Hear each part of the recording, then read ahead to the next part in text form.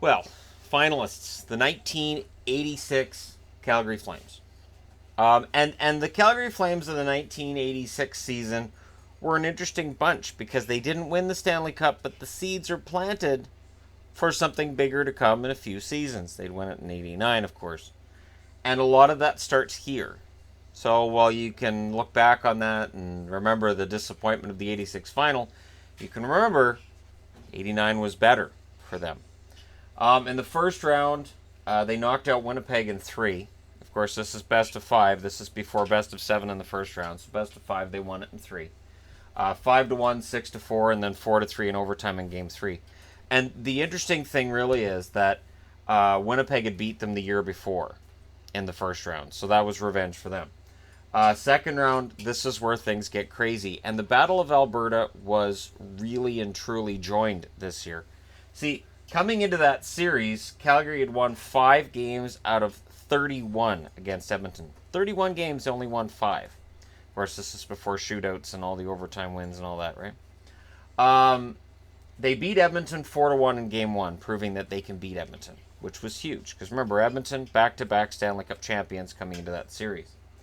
They then lose 6-5 in overtime in Game 2. They win Game 3, 3-2. They lose Game 4, 7-4. So, of course, after a Game 4 where they lose 7-4, the feeling is, all right, Edmonton's feeling it. They're starting to get it together. This is an Edmonton series. Then Calgary wins 4-1 in the next game. Game 6, of course, Edmonton comes back with the win. They win it 5-2. And again, that feeling is going to be, we're going into a Game 7. Clearly, Edmonton has the advantage. Edmonton had a fantastic regular season in 85-86. They were playing really, really well.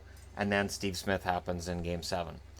Steve Smith, from behind his own net, tries to play it out, banks it off of his own goaltender, Grant Fuhr, and into his own net. And that really is what did it. So when you look at it, that series is what really turned things around. This is when Calgary emerged from the shadow of the Oilers that they'd been in really since Edmonton joined the league. Then they go on to St. Louis. Well, St. Louis was no gimme. So as much as we talk about them beating Edmonton, St. Louis was no gimme in the next round. They lost Game 1 3-2. They won Game 2 8-2. They win 5-3 to go up 2 games to 1. Then they lost Game 4 5-2. They won Game 5 4-2. They lost Game 6 in overtime 6-5. I remember watching that one too, and it was interesting, and we'll get into why that was interesting. But St. Louis and Calgary, that was a very heated series. And Game 7 was won by Calgary by a score of 2-1. And it was a heated series because during that season, Eddie Beers, Bourgeois, Gino Cavallini are all traded to St. Louis for Joe Mullen, Terry Johnson, and Rick Wilson. Now, Johnson and Wilson weren't main guys, but Joey Mullen kind of was. And St. Louis was making this move, believing that they were going to add this depth and get better. And Calgary believed that Joey Mullen's 40 goals plus that he was able to score on a regular basis would be of a great amount of help to them. And when you look at the stats, Joey Mullen leads the way in scoring for them with 12 goals and 7 assists, 19 points. Of course, they played 21 games that year. McInnes, 4 goals and 15 assists. Lanny McDonald, 11 goals, 7 assists. Paul Reinhart, one of my favorite players, 5 goals, 13 assists. Doug Risebrough, 7 goals, 9 assists. John Tonelli, who came in from the Islanders, 7 goals and 9 assists. Dan Quinn, 8 goals and 7 assists. Joel Otto and Jim Poplinski both had 5 goals and 9 assists. Håkan Lube, 4 goals and 10 assists. Gary Suter, 2 goals and 8 assists. That's why every now and then I call Ryan Suter Gary. It just comes out because I watched Gary Suter play. Colin Patterson, 6 goals and 3 assists. Steve Bozak with 2 goals and 6 assists. Jamie McCowan with a goal and 6 assists. Interestingly enough, Brett Hall played in these playoffs. He played 2 games, no points. So I thought I'd throw him on the board because this was right before he got traded to St. Louis. Now in the finals, they ran into Montreal. They won Game 1 5-2, and that was it. They lost Game 2 in overtime 3-2, and that really is what turned the series. They lost 5-3, 1-0, and 4-3. And the key thing with this is everybody remembers a rookie goaltender named Patrick Roy, right? Patrick Roy came out of nowhere as a rookie goaltender for the Montreal Canadiens and won them a Stanley Cup in '86. There was another rookie who got called up mid-season named Mike Vernon. And at the time he got called up, the Calgary Flames had lost 11 games in a row. They had been defeated. Their last loss of those 11 was against the Hartford Whalers. They lost 9-1. Vernon came in and changed things around. So while Reggie Lemelin, if you look at the overall stats, Lemelin played a lion's share of the games.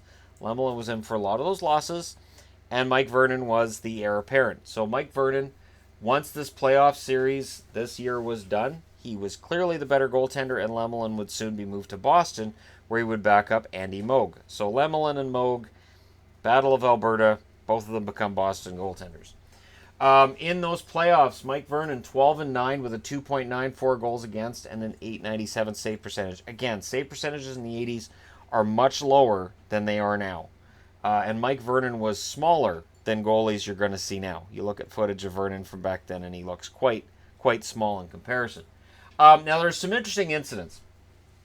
Bearcat Murray tore ligaments in his leg because his son Al went into the crowd to get Gary Suter's stick that ended up in the crowd that Edmonton Oilers fans were hiding. So Bearcat tore ligaments and became a folk hero to Boston fans of all places. And Boston fans would dress up as Bearcat Murray and this kind of thing. And then also during the playoffs, Kerry Wilson had his spleen removed after a spearing incident from Gary Suter. So while we talk a lot about today's game and how this one got missed by refs, this one got missed, that one got missed, Steve Smith ruptured the... I said Suter, didn't I? I meant Steve Smith. Steve Smith ruptured the spleen of Kerry Wilson and forced him to go in and have it removed. And because Wilson was out for the rest of the playoffs, Eaves came out of retirement. Mike Eaves came out of retirement on May 4th because of Kerry Wilson's injury and played 8 games in the playoffs and had a goal and an assist. So mid-playoff run, they're like, holy crap, Kerry Wilson's out for the rest of the playoffs. And Eaves raises his hand and goes, I'll come back, comes out of retirement, and plays 8 games. The Sea of Red was born this year. So it was the idea of having a rallying cry against the Edmonton Oilers. And the Sea of Red was born for that. It was a year before the whiteout started for Winnipeg. So Winnipeg's whiteout that you're seeing in the playoffs, as I'm recording this, Winnipeg's in the conference final against Vegas. That whiteout started with the Sea of Red in Calgary. Calgary did that in response to Edmonton. It's convoluted. It's just basically the prairies all pick a color, and there you go. Now, a big trade that got made that at the time people were confused by, Kent Nilsson's move to Minnesota. Now, at the time he was moved to Minnesota with a third rounder in 1986, there was a lot of complaints about, well, Nilsson has all kinds of talent. He has all kinds of talent. Willie Plett, who played with Nilsson, said, I know I shouldn't say this, but you don't really lose when you're trading a player like him. There was a lot of complaints about his compete level, and when he got to Minnesota, those complaints continued. So even though he'd score a point a game and he had all kinds of talent, there was a feeling he wasn't willing to do the work. So, and I've had this debate on this channel before, but look at what they got back. They got back 2 second rounders, a second rounder in 85 and a second rounder in 87. Those second rounders became Joe Nieuwendyk and Stefan Matteau. Nieuwendyk would go on to play a major role for the Calgary Flames in the 1989 Stanley Cup run. So these two moves, the one with St. Louis for Mullen and the one for Nieuwendyk from Minnesota, which is weird because Nieuwendyk, of course, would later be traded to Dallas, which is where Minnesota moved, for Jarome Iginla. So Calgary kind of hosed the same organization twice to get Nieuwendyk and then to trade Nieuwendyk. And in both cases, it resulted in a Stanley Cup. Nieuwendyk going to Dallas helped them win a Stanley Cup. Hurt them long term because they didn't have Iginla, but Calgary got hurt long term because they traded Brett Hull to pick up Ramage and Walmsley, who helped them win a Stanley Cup in '89. So it all comes around. This is why rental deals at the deadline, I don't mind what they do. Yes, long term you may hose yourself, but it's worth that shot if you get that one Stanley Cup. And if you don't, you at least took a shot at it. This was a big year for Calgary, and as I said, it set the table for '89, where they would again meet the Montreal Canadiens and this time vanquish them. and beating Edmonton after the lopsided losses. This is why when Flames fans complain about the Anaheim um, the Anaheim feud they've had going for years and how lopsided that's been. Hey, sometimes those lopsided feuds work out really, really well in your favor later, and sometimes you're the Senators against the Leafs and it just doesn't work. But in this case, it did, and the Flames went all the way to the final and just fell short. They won 2 Game 7s that year, and they proved they had a lot of heart and a lot of fight. And 3 years later, a lot of these key guys would be key guys in finally overcoming that hump and winning a Stanley Cup. So there you go. The 1986 finalists, the Calgary Flames. Let me know what you guys think in the comment section below. Don't forget to hit like and subscribe if you're browsing your way through. You just happened upon this video. Thank you guys so much for watching. I'll talk to you again soon.